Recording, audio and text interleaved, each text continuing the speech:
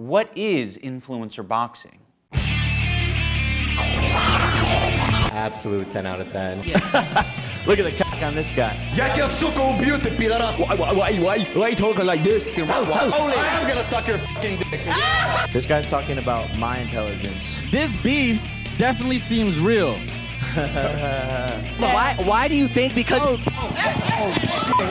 Oh shit. Ladies and gentlemen, it's going down! I've always had like a medium level interest in influencer boxing. Like, I'm not crazy about the people who've been involved so far, and I'm sure a lot of people feel similarly. Like, if you replaced a lot of the influencers with the cast and crew of Pawn Stars, I would still be like, yeah, I'm not gonna say no to that. I'll watch it, but it's not as if I'm a diehard fan and I'm ready to purchase. In setting up this boxing event, I wanted a new niche to be covered because I know there's gonna be people, no matter who you get on your boxing card, where someone's gonna say, I have no idea who any of these people are. That's just like, that's the way it goes. We could put Ninja, Pokimane, and XQC in a boxing match, and you're going to have like boxing heads out there say, I have no fucking clue who any of these people are. Did he just say a Pokemon? How is a Pokemon gonna fight? I think the single most important element of an influencer boxing event is the mystery component. I think we've sort of lost this with a lot of the Jake Paul events. It's kind of like, yeah, he can box now. Like, it's no longer a mystery. He's becoming closer to a professional boxer than he is an influencer boxer, which just kind of defeats the purpose of it, because you're like, oh, I want to know, are they going to be good or bad? When Floyd goes into the ring for the 50th time, you're like, yeah, I kind of have an idea of how this is going to play out. If you watch Justa Minx in the ring, you're going to be like, I have no idea what's going to happen. Is she going to go psycho, or is she going to curl up into a ball? Like, we don't know. That's the benefit of it. I want to see how this shit plays out, just as much as you guys. Now that I've told you the things that I do like about influencer boxing, I'm going to tell you the things that I do not like, not one bit. Putting it all on the line. We've seen it with Jake and Tyrone. Fake tattoos, pretending that they're going to get a tattoo when they lose in an event. I love Jake Paul, I love Tyrone Woodley, that shit. If I beat you, you have to get I love Jake Paul tattooed on you. But if you beat me, I get I love Tyrone Woodley tattooed on me, and you have to post it on your Instagram feed. And then you got Austin McBroom and Bryce Hall, who did a fake bet of $1 million. I'll do $1 million just like you. you do $1 million. Yes. Ladies and gentlemen, we just have a $1 million bet. And if $1 million bet isn't bad enough, you got these guys saying, I'm gonna bet my 2 houses. Literally 2 houses. I bet both of my houses that I'm gonna beat you. All right, 20-year-old. All right, 20-year-old who's saying that they're gonna bet their 2 houses. You guys might be wondering, who's the type of person who is sold on this type of weird promotion of a 20-year-old betting his houses? It's Keemstar, of course. I do have one gripe with you. In your last event, you and your opponent were sitting there talking about betting houses and betting cars. And then when it came down to it, that was just bullshit. Like, I thought that was a great promo. I thought it was a great way to promote your fight. It made the fight more exciting. And at the end, it was just like, nobody got a house, nobody got a car. Like, what's up with that? I just feel like you're already beating the shit out of each other. Why do you need to add this weird element of humiliation?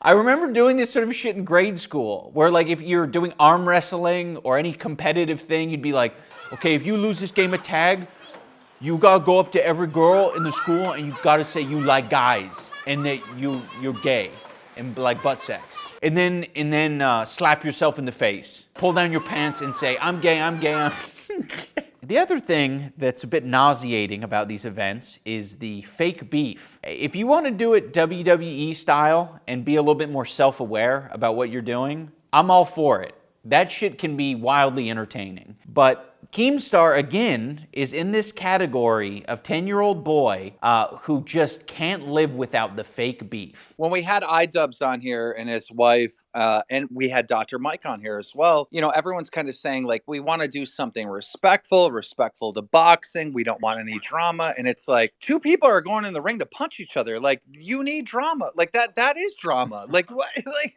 you know, it's like, that is the drama. Like, in the same sentence, Keemstar contradicted himself. What he's trying to say is, well, if you already have to fight the guy, you may as well talk some shit to generate some buzz.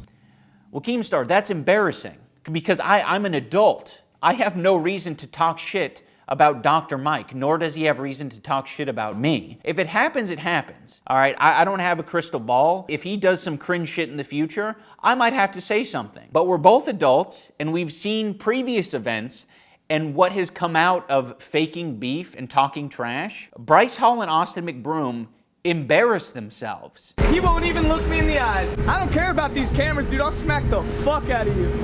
I swear to God. I'll knock you out now and in the ring. They were like crashing yachts into each other, saying all sorts of shit at each other, and it's like, this is the most out of touch, awful thing that potentially did not result in any kind of sales. And they tried to make $1 million bet and do all of this dramatic shit, and it resulted in a loss of $10 million for the TikToker versus YouTuber event. Like, why the fuck do you think that I would run my event in that same way? You're living in a fantasy world. The last thing I want to talk about is how serious the sport of boxing is. We've seen a lot of these influencer boxing events just pop up and, to be honest, not take the sport very seriously. In this last event, we saw guys headbutting each other. We want to avoid this shit at all costs. We're trying to get professional boxing coaches for all of our fighters. We're trying to give them ample time to prepare. We're trying to prepare them mentally and physically for, what they're going to do, because people die in boxing. It's not a goofy thing. Oh, let's try out boxing. It's a serious thing. It is a complete lifestyle change. Everyone